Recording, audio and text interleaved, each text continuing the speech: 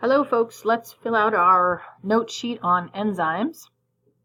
So enzymes are one of the four macromolecules. They are proteins that are necessary for most chemical reactions to occur within cells.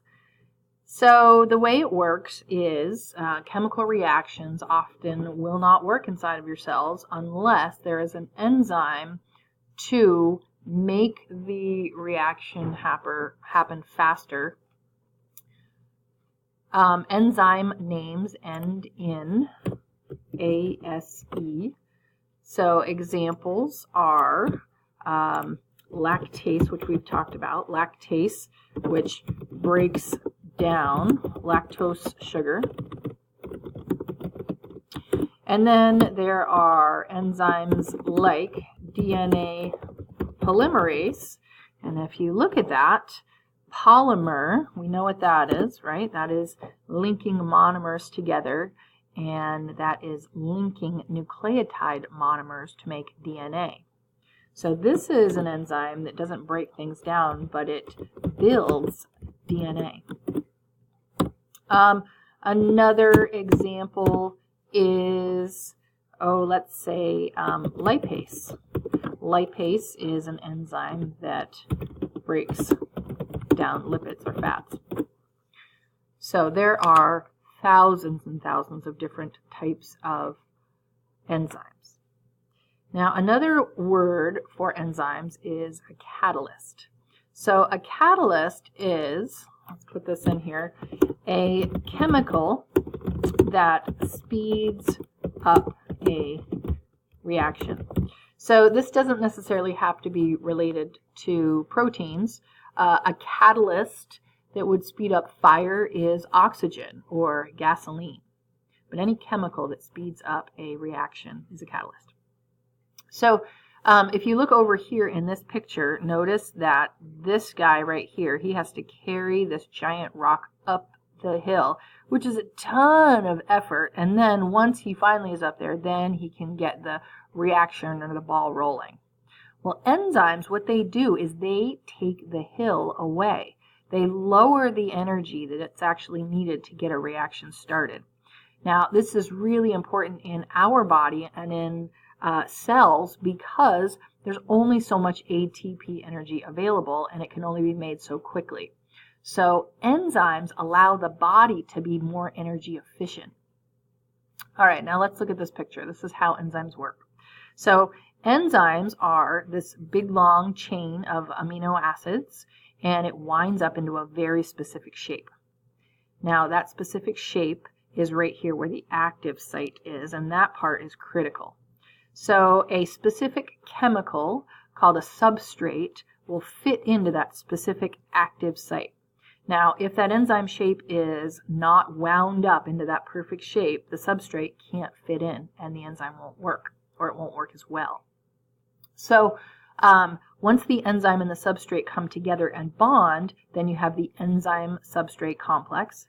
And some enzymes, they'll actually temporarily change shape to get the substrate to bond to it, to actually make it different, whether or not they're breaking it down or putting two pieces together.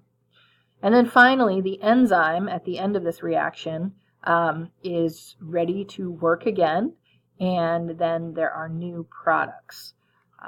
So you can see how this enzyme broke the substrate down into two different substrates now, or two different products. Okay, now other things to know is that enzymes work in a series in the body. So it's kind of like an assembly line. One enzyme will take a substrate and they will change it a little bit, and then that substrate product will go on to another enzyme, and then that enzyme will slightly change that substrate into a new product, and so on and so forth.